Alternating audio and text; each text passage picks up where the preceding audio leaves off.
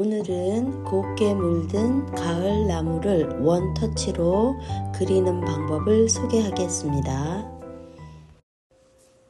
먼저 나무를 스케치를 해야 하는데요. 이때 H 정도의 진하게 연필로 나무의 기본 형태를 이루는 주 가지를 먼저 드로잉을 해 놓습니다. 그리고 나뭇잎의 외곽은 가지를 중심으로 외곽의 형태를 약간의 타원 모양으로 그려 살짝 잡아두면 됩니다. 이제 채색을 해 볼 건데 가을에는 나무들이 아주 고운 색깔로 물이 들잖아요. 오늘은 노란 계열과 붉은 계열, 그리고 약간의 올리브 그린, 그 다음에 가지 채색을 위한 고동 계열을 일단 팔레트 위에 풀어 놓습니다. 좀 넉넉하게 풀어 놓습니다. 먼저 노란색 계열로 물든 나무를 이제 채색을 해 볼 건데, 이때 짧고 약간 넓은 이 붓의 터치들로 나뭇잎을 다는 식으로 채색을 해 주시면 됩니다. 이번에는 붉은 쪽의 나무인데요.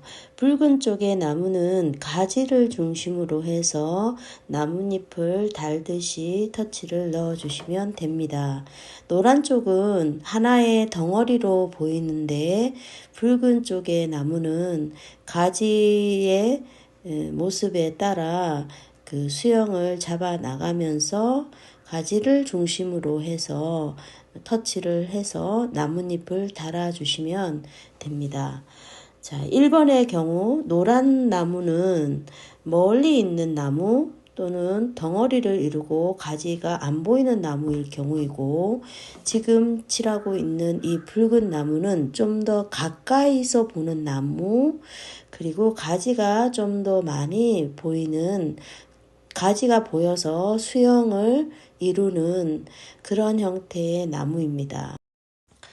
이번에는 두 번째 채색을 하게 되는데요.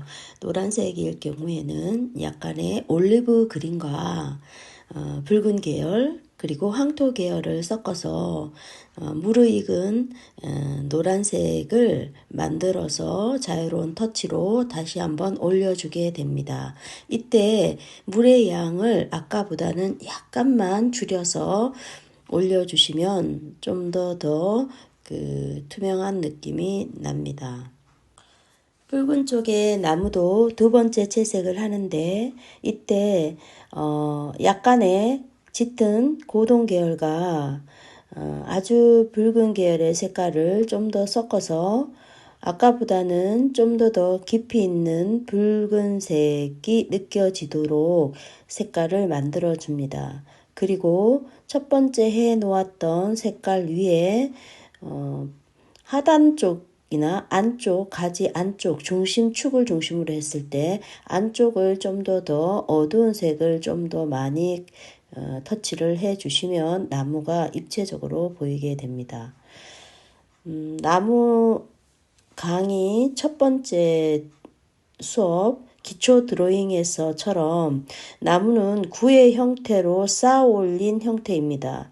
아래 하단 쪽에 구를 쌓았을 때 구의 하단 쪽 부분이 어두운 쪽이기 때문에 약간의 그거를 좀 생각하셔서 가지를 중심으로 밑쪽은 조금 더 어두운 계열의 색깔을 터치를 좀 넣어주시면 나무가 입체적으로 보일 수 있습니다.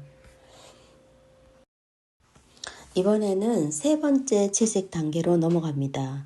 이제 마지막 단계라고 볼 수 있는데요. 이때는 물의 양을 많이 줄이세요.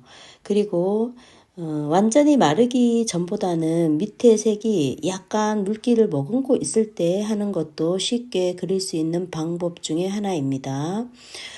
이렇게 해서 나뭇잎의 세 번째 단계까지 채색을 넣어 보았습니다. 이번에는 나무 가지를 채색을 해 볼 건데, 나무 가지는 물의 양을 많이 줄이세요. 좀 더 가는 붓으로 바꾸어서 밑에 굵은 가지를 먼저 채색을 해줍니다. 그리고 그 바탕 위에, 나뭇잎 위에 살짝 보여지는 가지들을 그려주면 됩니다. 붉은 쪽의 나무도 굵은 가지를 중심으로 먼저 그려주시고, 수영을 이루고 있는 가지들을 살짝 터치 형식으로 넣어주시면 됩니다. 곱게 물든 가을 나무가 수채화 그리기에 아주 좋은 소재인 것 같습니다. 여러분의 실력이 나날이 발전하시길 기대합니다. 다음에 또 만나요. 안녕.